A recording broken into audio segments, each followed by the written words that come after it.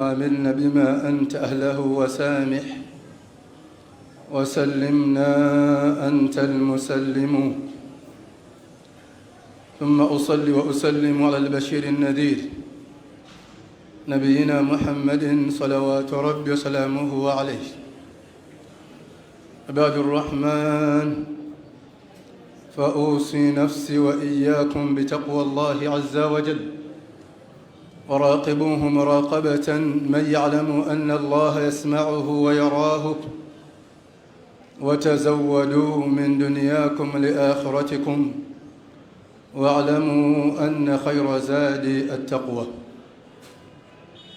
gananga bebitibwa mbalamira nange sese okutya Allah subhanahu wa ta'ala noggobe nabbi waffe Muhammadin sallallahu alayhi wa sallam.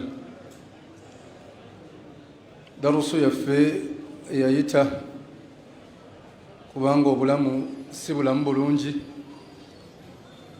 wabula twetaaga togenda mu maaso n'okutegeera ebyo Allah byasa ku nabbi Muhammadin sallallahu alayhi wa sallam.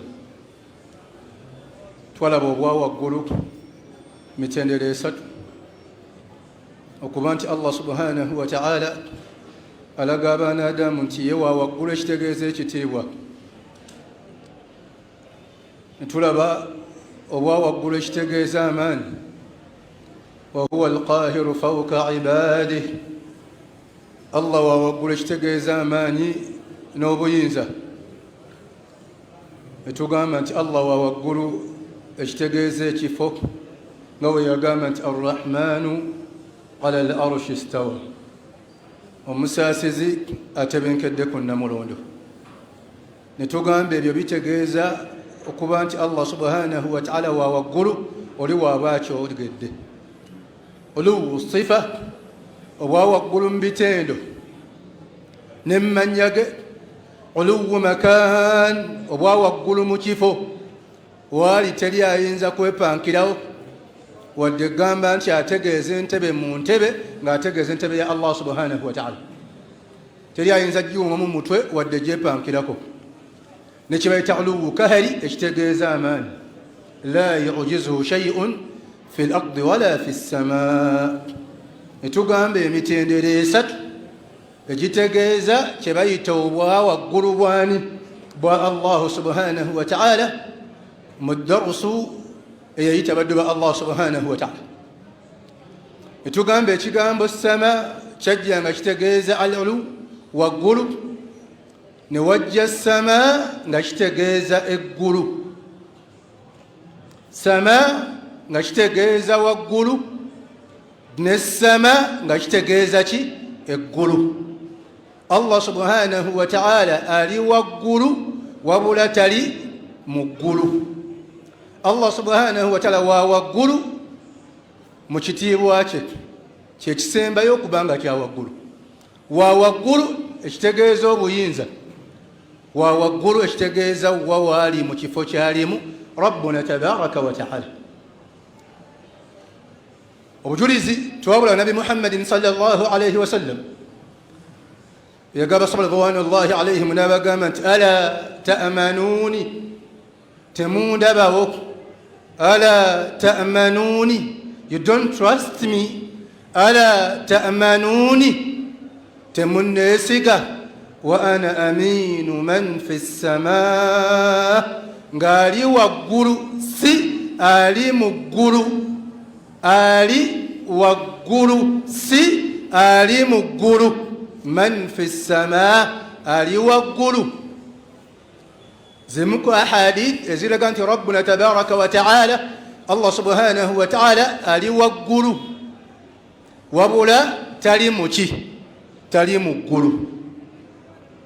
tugaba bujulizi bwe mba njagala twesigamirengako ebiseera ebisinga sobole okuba nga tunyweya ku nzikiriza entuufu, tuleme kuba nga tutagala. toba hadithi namba 2, nabi Muhammadin sallallahu alayhi wa sallam yalinga awanika amaaso ge waggulu, n'atunula waggulu naddala mu kusaba Allah subhanahu wa ta'ala mu mbeera y'okuba nti amutendereza, nga alaama eraga nti rabbuna tabaraka wa ta'ala, Allah subhanahu wa ta'ala ali waggulu, waba tekiraga nti nabbi Muhammadin sallallahu alayhi wa sallam yalinga asinza ki? ggulu.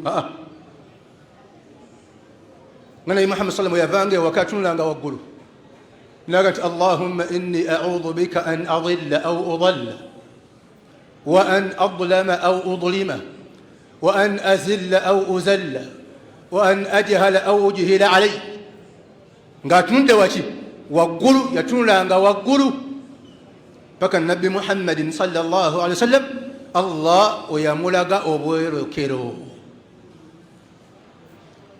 nga dalail alqati'at bujurizi obwebangero obwesimbalala obulaga nti rabbuna tabaraka wa ta'ala Allah subhanahu wa ta'ala ali waggulu wadde ojjasanga ba asha'ira ne ba juhamiyya ne ba mu'tazila bo bagamba Allah subhanahu wa ta'ala ali mbuli wamu era tayina kifo nti Allah subhanahu wa ta'ala ali wano laysa lahu makan wabula huwa fi kulli makan Allah ali mbuli kifo ngekyo si kituufu kuba ye kenyi rabbuna tabaraka wa ta'ala anyola abanadamu n'abagamba nti arrahmanu ala al-arshi stawa omusaasizi atebenkedde ku nnamulondo ye ekyo bakiyita wujud Allah ali ku nnamulondo bidhatihi mu bwennyiniibwe wabula huwa fi kulli makan biilmihi ali mu buli kifo olw'okumanya kwe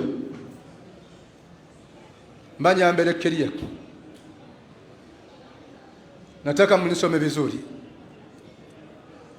I want to be clear and precise, concise, so that you can get me very well. Allah subhanahu wa ta'ala al-Arsh, our Lord is on Arsh, but is everywhere, in every place, by His knowledge. Are you getting me? Alimbuli wam orokolachi orokumanya kwe. Allah subhanahu wa ta'ala amestawia katika arshi yake yeye mwenyewe, lakini kwa katika kila pahali kwa ujuzi wake. Alimbuli kifo orokolachi orokumanya kwe. Assalamu alaikum. Oba tusanusizzaawo bulungi awo? Tusanusizzaawo bulungi awo oba nedda?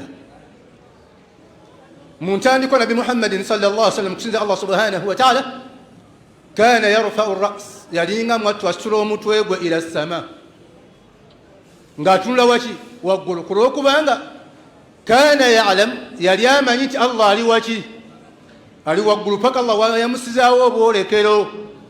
قد نرى تقلب وجهك في السماء فلنولينك قبلة ترضاها فول وجهك شطر المسجد الحرام.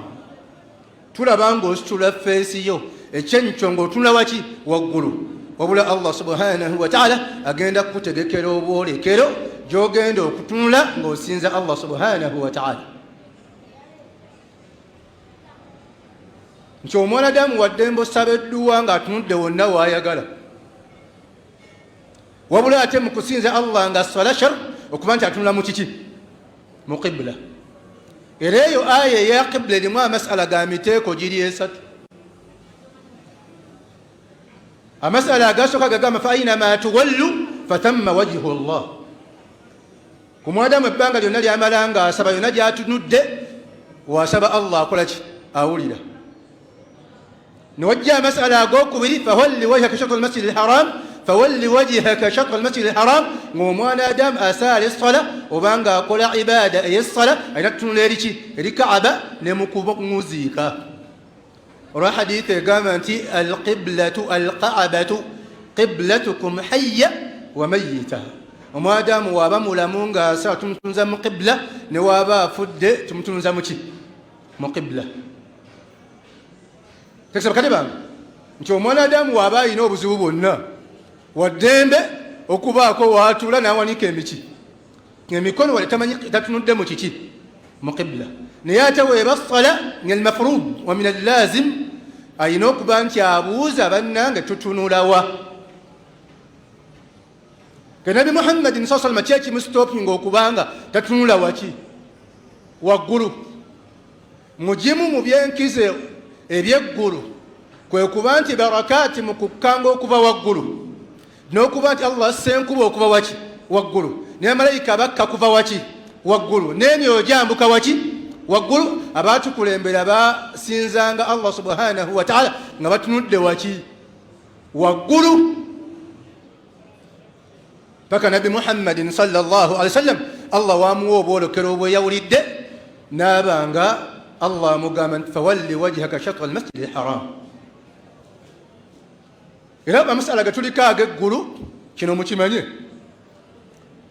nti as-sama wetwogera eggulu kyajja mu Qur'an al-Karim Allah nga akitaddeko ta'birat enjogera ez'enjawulo ne musammayat. Ayina we yagamba sab'a tara'iq wama kunna anil khalqi ghafilin, yagayita amadaala omusanvu olw'ensonga steps weziri okuva wansi okwambuka waggulu, kubanga eggulu ery'omusanvu oliggwayo waddawo ate mazzi nga hadith tugenda giraba. Allah subhanahu wa ta'ala nakozesa ekigambo tibaqa okuba nti amagulu gonna we mugalaba getunuuliganye genkanankana mu bugazi, gali mutabaqatun ba'duha an ba'd, galinga olaba obusowaani bwe muguze nga seeti wabula nga bukola ki nga bwenkanankana. Olwo Allah nakozesa ekigambo shidada wa banayna fawqakum sab'an shidada olw'obunene bwago ne volume, eyo volume y'amaki y'amagulu.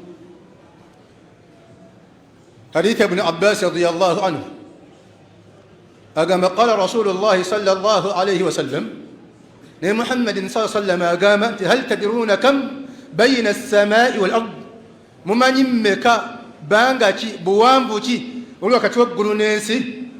Qulna Allahu wa rasuluhu a'lam, bagamba Allah subhanahu wa ta'ala n'omubaka we basinga okumanya.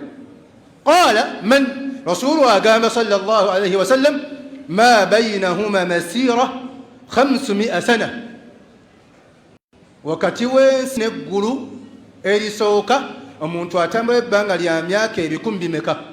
Ebikumi 500. Wa min kulli sama ila sama masira 500 sana, era okutambula okuva wakati w'eggulu ddala okudda ku ggulu eddala omuntu atambula ebbanga lya myaka ebikumi 500. Agamba nti wa kull sama, ate volume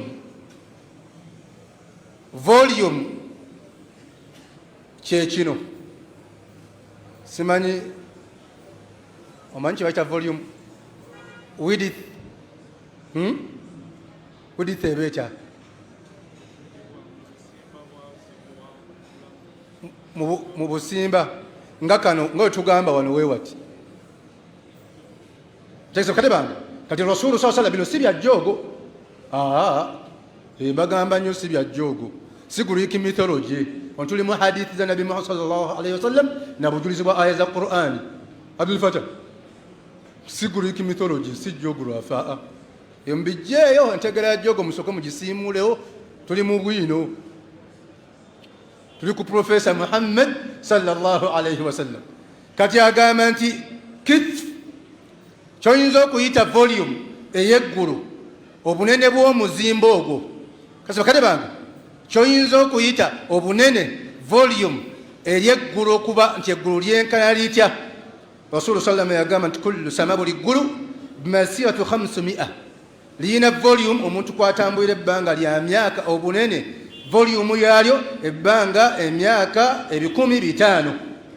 Aga nti wabayina as-samaa'i as-sabi'a wal arsh, wabula wakati w'eggulu ly'omusanvu ne arsh. Oba mutegedde waawo?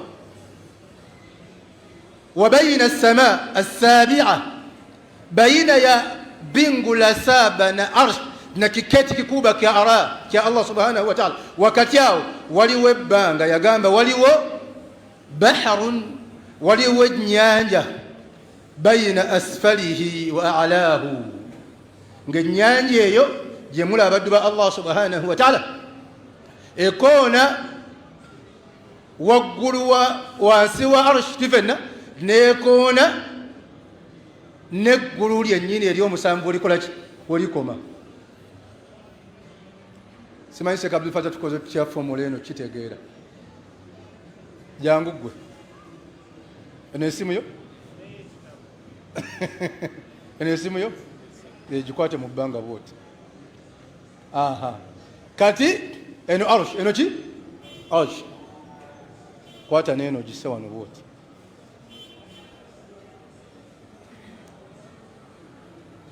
bakulaba bulungi naam mumulaba kati Rasul kyategeeza ategeeza wakati wano eno arsh tifenna wano yeggula omusanvu olikola ki olikoma kati wano wakati waliwo baharun waliwo ennyanja ntegeeza kati bange kakati Firdaus al-A'la eri mu ggulu eryokuki eryomusanvu eryomuki emigga gy'omujjana gikulukuta okuva ku mazzi gano agali wakati w'eggulu ly'omusanvu neki narushi fenna ne giyingira mu gye bayita Firdaus kuba yejjana esembayo waki esembayo waggulu kati hadith tuli mu jjogo yennyini wa hadith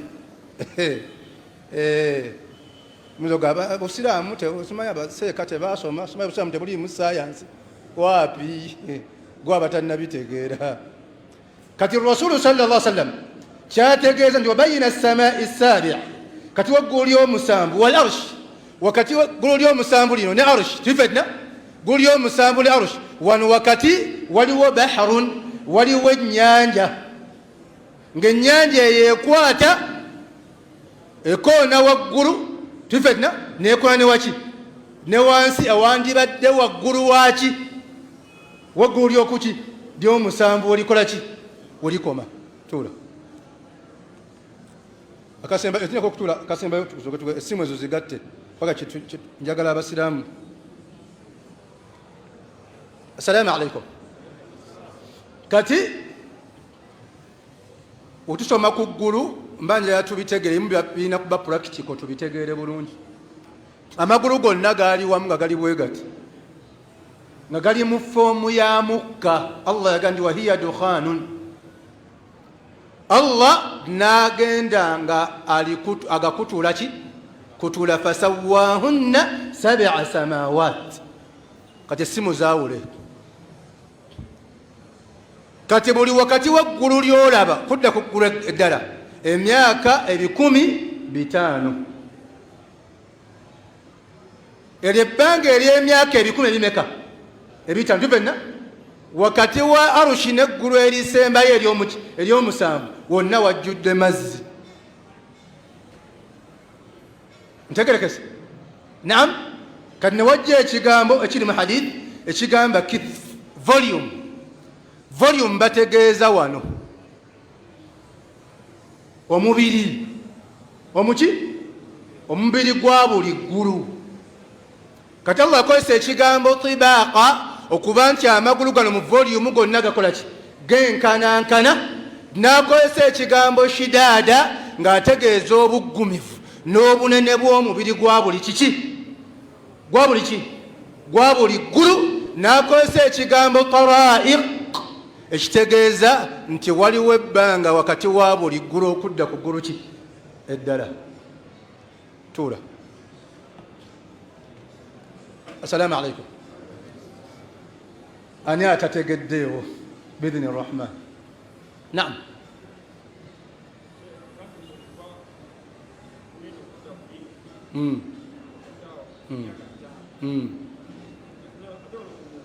nawo emyaka 500 obubiri era tukyogedde siwe kibadde mu hadith kibayita volume oba gwe tuyita omuki gwe tuyita omubiri tegeza bakadde bange oba mukimuyinza okuyita width nabi muhammadin sallallahu alaihi wasallam agakama baina samai wal ard ennyanja eyo gye mulaba ejjulaawo wonna wonna mu bugazi obwenkana obbanga likati waggulu n'ensi wallahu ta'ala fawqa dhalika Allah subhanahu wa ta'ala rabbuna tabaraka wa ta'ala fawqa dhalika Allah ali waggulu w'ebyo byonna ye hadith eraga ezimu ezijjayo ennyo ekinyusi nekikutula goye kubalowooza nti Allah ali mu ggulu oba ali mu magulu omuki omusanvu rasulu yakisakkiriya yagamba nti wallahu ta'ala fawqa dhalika Allah ali waggulu w'ebyo byonna وليس يخفى عليه شيء من أعمال بني آدم والدار والقرية نوبوان فبومولابيه teri mulimu gwa mwana Adamu gwonna gwayinza kukola Allah n'atagumanya. Tabaraka ismuhu wa jalla sha'nu.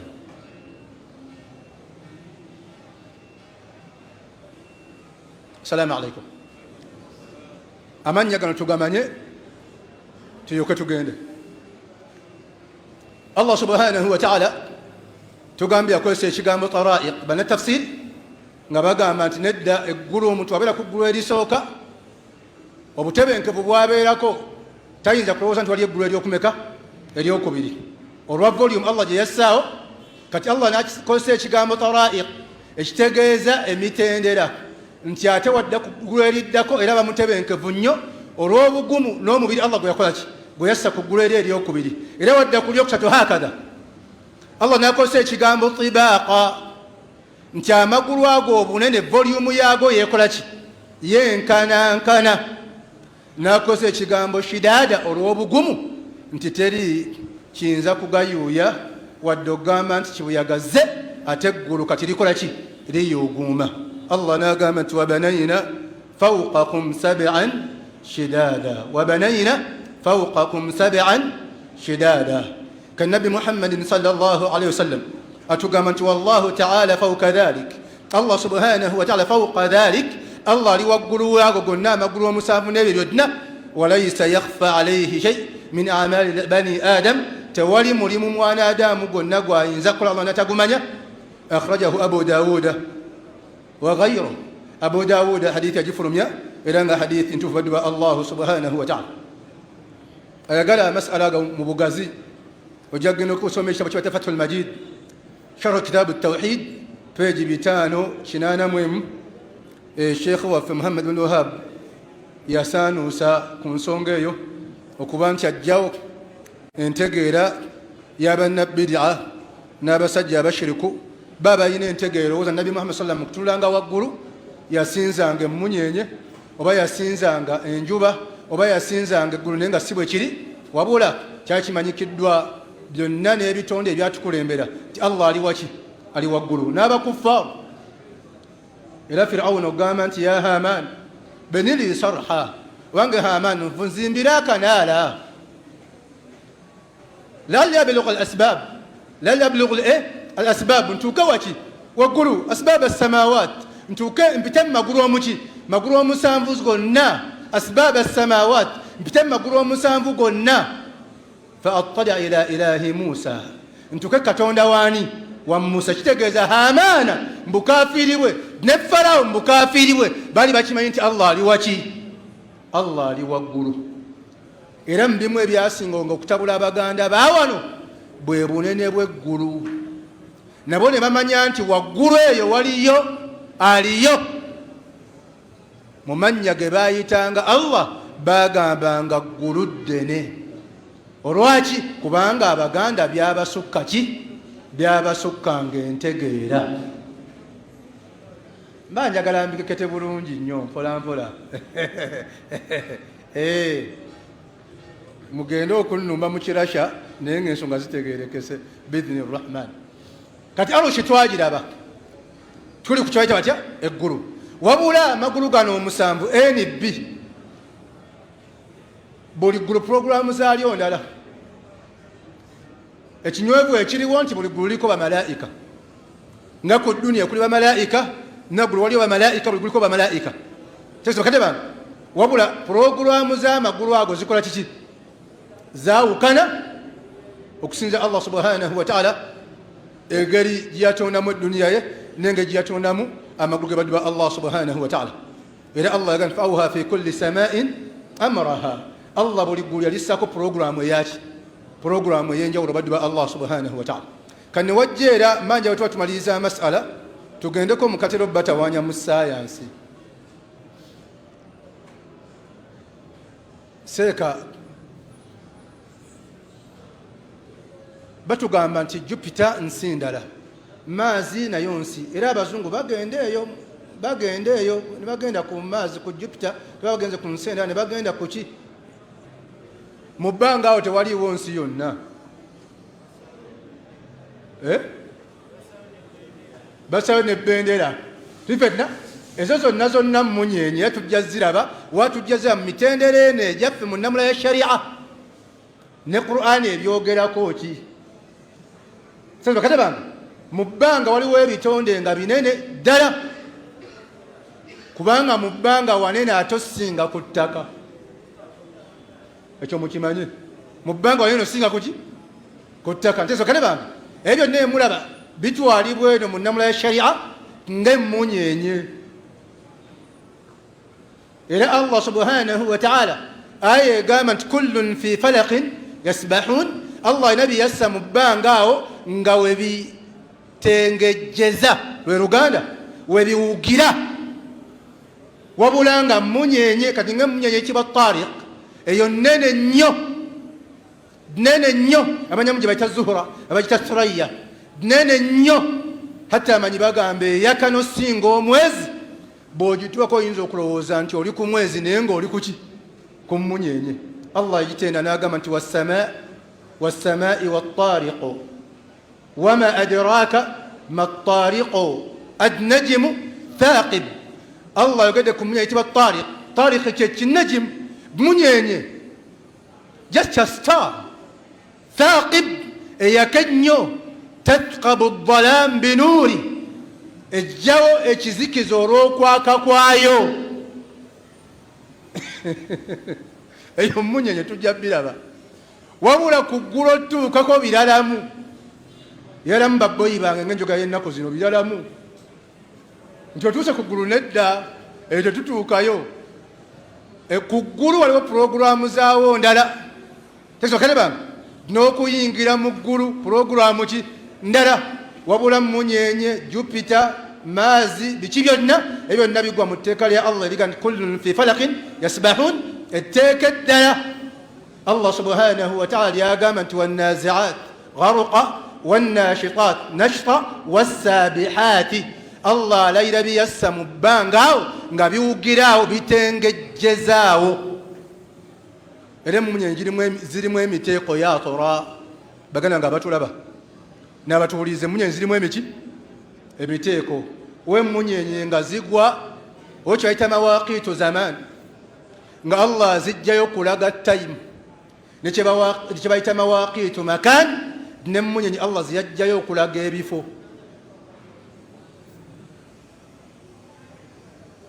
tukoneka abdulfata katono naam wabula zonna allah yazigattira mu kigambo ekiyitibwa buruuji weyagamba nti wassamai dhaati lburuuji allah layidde eggulu yassaako emunyenye amataala agaki ag'enjawulo wadde ojjasanga ekigambo buruuji kirimu aqwalu satu inda ulamai ta'wil manyi batafsir alburuuj bimaana alqusur nti allah alayidde eggulu alayidde mu bbanga eyo waliyo ebyakayakana ate waliyo n'amawanika agaki ag'ebbeeyi newajja buruuji nga allah ategeeza annujum ategeeza emunyenye wajja buruuj allah nga ategeeza ashamsu walqamar ogenda n'obanga okusomyeko mu tafasiri ez'enjawulo ojja kubisanga baddu ba allah subhanahu wa ta'ala wabula waliwo emunyenye nga ziraga bifo nga omugaso gw'eyo emunyenye si kwaka ntegerekese wabula kulaga kifo gundi ezikozesebwa abavuga ennyonyi n'abavuba ku maato abatambulira ku nnyanja allah nga we yagamba nti wabinnajimi hum yahtadun allah saawa emunyenye ezo bifenna nga weeri tekola ki tevaawo era ng'avuga eryato agaye emunyenye eri ku kizinga gundi okitegeera ezo emunyenye nga ziraga kifo n'okuba nti omwana adamu ofuna location ofuna to allocate you that you are in this place. Are you getting me? To allocate you that you are in this place or you are in this country. Okuba nti omanja emunyenye eri mu kizinga bwekyo bali ku kitundu gundi none emunyenye nga ziraga budde. Allah kyeyagamba nti fala uqsim bilkhunnas aljawari alkunnas wallayli idha as'as wassubh idha tanaffas. nga zigenda kuvaayo ng'obudde bugenda kutya obukeera ddala ate zikole ki zibule ziveeyo ng'obudde bugenda kuziba obuzibira ddala ate zikole ki ate zibule bakiyita annujum emmunyenye ezikola ku kye bayita mawaqit zaman. Qur'an ejjuddemu ka sayansi erimu kajjooga akazito baboyi bange toddaawo n'olowooza nti ebya Qur'ani biralamu tetwetaaga nti ate profesa gundi mulimu kajjooga akazito mukajjooga akati akazito kakati Allah subhanahu wa ta'ala ekyo kyeyayita falaq qul a'udhu birabbil falaq. Allah subhanahu wa ta'ala ezazissaawo ng'abaadamu abatambula bamanya n'abaana Adamu oteeka nti obudde bukedde hakadha mu mbeera efaanako bwetyo. Era Allah subhanahu wa ta'ala ogamba nti fala uqsim bil khunnas aljawari lkunnas wallayli idha as'as, kubanga ekigambo kinas kitegeeza okwekweka kwa watogo mu lulimi Oluganda kyeki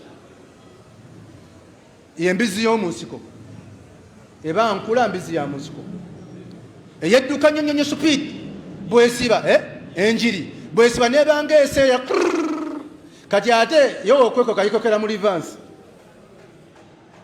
yenjiri watogo eyedduka nesiba kati bwesiba ate bwokwekweka tesosaayo omutwe ekuba reverse baga ekisolo kyasina okuba nga kirina speed mu kukuba reverse bwekikisu mu reverse. Allah akozesa ekigambo kinasi kuba kwekweka speed eyo gyekozesa emmunyenye zibula mu mbula eya speed nebanga etabaddeewo kinasi. Allah ganti fala uqsim bil khunnas aljawal alkunnas ate khunnas zone zivaayo nga ziraga nti asbaha subh nti obudde bukoze eki obudde bukedde. Kati bange kati wetugamba programu z'eggulu za njawulo nnyo badiba Allah subhanahu wa ta'ala n'okuba nti mutegeera nti amagulu Allah yagaawulamu oluvannyuma nga limaze kuba nga liri ggulu litya gulimu era nga bwe kiri nti eggulu n'ensi byali wamu fafataqnahuma Allah n'abyawulamu mu kye muyita big bang theory.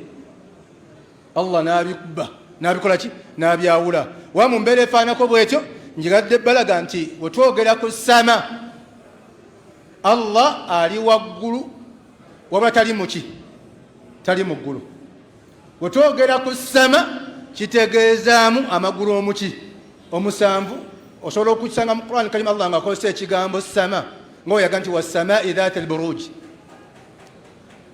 ng'akozesezza mufrad wabula nga urida bihi aljamu ng'akozesezza kigambo kya sinjula naye ng'ategeeza amagulu omuki amagulu omuki omusanvu.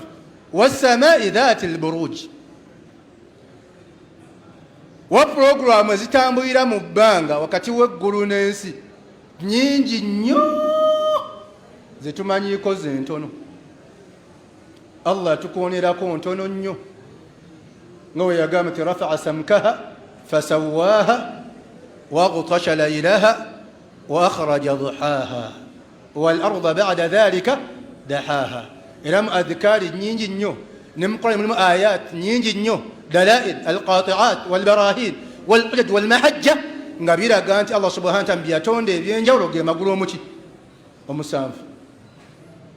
Oba ntegerekese nga mu dduwa y'okusasula ebbanja osaba Allah kusasulira amabanja Allahumma rabba samawat tufenna wa rabbul arshi alazim faliku alhabbi wannawa munzil at-tawrat wal-injil wal-furqan anta al-awwal falaysa qablaka shay wa anta al-akhir falaysa ba'daka shay wa anta adh-dhahir falaysa fawqaka shay wa anta al-batin falaysa dunaka shay iqdi 'anna ad-dayna waghnina min al-faqr. Kakati wetugamba nti Allah ali waggulu so si mu ggulu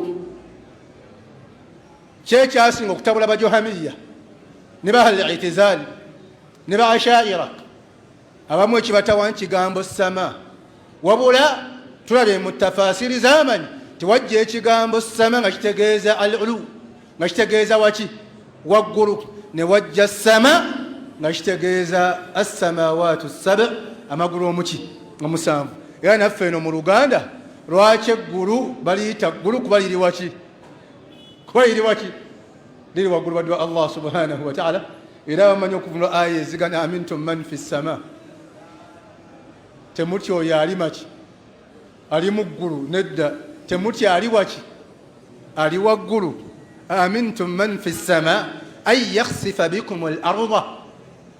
Tekitega nti temutya ali mu ggulu. Nedda, temutya ali waggulu. Oba ntegerekese bulungi? Naam. Kati ebyo bimulaba oluso ebigambo gambe bifaanako webikyo ebitera okuba nga bitta enzikiriza yaffe n'okuba nti baganda baffe balowooza nti bo omuntu bw'akola bw'ati alabira ddala nti awo waali. Nedda, Allah ali waggulu eri. Olwa hadithi egamba, olw'ekigambo kya Nabi sallallahu alayhi wa sallam ekigamba nti wallahu ta'ala fawqa dhalik. Olwa Allah mu Qur'an Karimu yagamba nti yakhaafuuna batya Allah subhanahu wa ta'ala, bamukola ki? Bamutya nga batya Allah ki?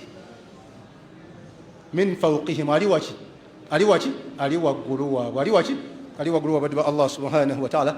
Era ntugamba nti nze wano essaawa eno ntudde waggulu. Ntudde waki? Oba ntudde waggulu wa? Waggulu kummwe waliwo ebindi waki? Ebindi waki? Allah talina kimuli waggulu. Ye wa waki? Oba Luganda tutegerekese. Allah talina kimuli waki? Ye wa waki? Ye wa waggulu. Obujulizi tubujjawa? Wallahu ta'ala fawqa dhalik. Wallahu ta'ala fawqa dhalik. NB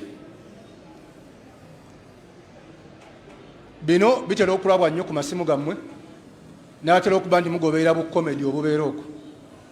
Komedi yenna ng'azannyibwa mu mbeera erimu okulengezza enzikiriza n'okulengezza ddiini busiraamu. Omusiraamu takkirizibwa muwa matu wadde okubikkula entegeera ye ku ye. Obanga mulimu embeera y'okujerega obuyinza bwa Allah subhanahu wa ta'ala n'okujerega tawhid. Oba ntegerekese, waliwo yazanya komedi okwo bamwita jjajja bbolo nga yagamba obwagazi bwalina bungi ne mukisa wadde asiibye era wamala okukyala wadde misana ng'agenda ng'ayenda ku mukyala we era nga yalaga nti ebyekisiibo tomubuulira. Eyogera ekigambo ekigamba nti ani ayinza okukola eddiini n'agimalayo. Ekirimu bibiri, kirimu embeera esooka ey'okulengeza shara'i amaki amateeka. Ekyokubiri n'okulaga nti mwana wattu olengezza Allah kiyafuula ki? Kiyafuula haramu. Allah kyaba afudde haramu kiba kisigala kiri haramu. Amanyi kuzannya bukomedi nga mubuzannyira mu muntu omulala ng'asaala tekikkirizibwa. Ono asaala, kati mu kusaala essimu ye neevuga, mukazi we najja ogijjawo ne bagirwanira ng'olaga nti haji mwenzi mulungi nnyo tayinza na kussa mukka wadde okufuna obutebenkevu mu swala nga mukazi we akutte essimu. Ebyo byonna ebirimu okulengeza amateeka ga Allah subhanahu wa ta'ala n'okulengeza tawhid. Eno mu busiraamu mwana wattu omwadamu talina biwa amatu wadde okugamba nti bimunyonyogere aseke. Kati komedi mwali mungi gwe mutera okuba nti muzannya ne mulowooza nti ayinza obbaweesa ekitiibwa nga tageti yammwe ssente na following, ne mumala nga mmwe mwennyini abalayikinze ebividiyo ezo n'okuba nti muziraba muviiriddemu awo, ne bana ababizannya nga nabo bakoze eki? Bafunye ebibonerezo okuva eri Allah subhanahu wa ta'ala. Era nga bwe kiba kyakkirizibwa kuzannya mu nzannya ya kujerega bitonde bya Allah subhanahu wa ta'ala. Gwe noozannya ng'olaga nnyo ng'abatolo bwe bali abasiru abadoma, noozannya ng'olaga nnyo ng'abasoga bwe bazira magezi, noozannya kati waliwo abawogera abatera okwogera boogera nga birimu embeera y'okulengeza obuyinza bwani bwa Allah subhanahu wa ta'ala. Oli yajja n'aleeta Kaaba wano n'essaro, kitegeera n'alaga wano engeri gye basamiramu, bajjamu engatto ne bakuma ekyoto, n'alaga nene engeri gye bassa obuwoowo mu Kaaba naki ya salaam, tekiribaawo ebbanga lyonna mazima kufaana bulimba, wadde ogamba nti komedi oyo gwe muzannya mu mbeera y'okuba nga mwagala okulaga nti shiriki afaanana, era mujjayo ekifaananyi ekiraga nti obusiraamu ddiini y'Abawarabu. Nedda, si ddiini y'Abawarabu. wama arsalnaaka illa rahmatan lilalamin. nabbi Allah yamutuma nga kyakusa eri ebitonde ki byonna, bashira wa nadhira. wallah yagamba kafatan linnas, eri abantu ki, abantu bonna mwana wattu. era mujja kusanga nti omushiriku nga muwarabu era aba mushiriku. wamwe muyina entegeero erowooza nti omuntu wamugamba toyabya lumbe tofuuwa ki mindi kimujjako kuba nti muganda. eyo misconception njatubekiriya. tekitegeeza nti omuganda alina kuba musezi, olina kuba nga otamba n'emmindi mu nkwawa, olina kuba nga munnange gwe gwakwekoya ku nnyumba z'abantu, nti olina kuba nti nedda ensonga zonna ezitegeeza kalogo kawala kalenzi gwazikola ki, oba nejjembe wano. Si tekitegeeza. kati kasaba bagambye ensonga z'essabo terissa amasabo bagokyezza, olwo obuganda babugjewo. omuntu okuba nga muganda kirala, n'okukola obushiriku kiki kirala. Kale bange omuntu walekayo shiriki nalekayo gatta kwani ku Allah tulifenna, nalekayo okukola ebikolwa ebya shiriki, tekitegeeza nti si muki. Nedda. oba muganda ajjudde ddala ategeera neyakola ki, neyakutonda badde ba Allah subhanahu wa ta'ala. era awo wasinga okuba nti abasinga wabatabula sensonga ezirimu okulengeza Quran, n'okulengeza amateeka g'obusiraamu, n'okulengeza obuyinza bwa Allah subhanahu wa ta'ala. eno busiraamu teziweebwa kitiibwa, kubanga ye jjajjabwe alaga nti musiraamu. kitegeera ne mu kisiibo mbadde kuddaako mira obuweke bwange buno obwa 10 ne bumpa amaanyi bulungi nnyo mu bwereere. era omala okusala bulungi nnyo sadde dhuhuri yange, wadde emisana ne mu kisiibo teri ayinza kukola ddiini gimalayo. era mbijjukira ku icyuli ku zamuzamu ntegeeza bakale bange, ebyo ensonga z'okulengeza eddiini tuzireke, muzannye komedi mu biki mbyala ebyeddiini yaffe mubikole ki mbireke, muzannyire mu birala, nzanye mu byala. era atera okukyazibwa omuvubuka ayitibwa SB4. ensonga z'okujeregeera obusiraamu muzireke. waba yewana mu bwamalaya bwabukole, wabula tajerega buki busiraamu, nakulaga nti eddiini terina makulu yewaddembe okwenda nga bwayagala, n'okulengeza obuyinza bwa Allah subhanahu wa ta'ala. muzannye komedi mbyala, wasi ensonga za kussa tadlil wa tahqir, okuba nti mulengeza ebyo Allah byassa ku nabbi Muhammadin sallallahu alayhi wa sallam. so Allah subhanahu wa ta'ala tugasena ebyo. subhanaka Allahumma wa bihamdik, ashhadu an la ilaha illa anta nastaghfiruka wa natubu ilayk. assalamu alaykum wa rahmatullahi wa barakatuh.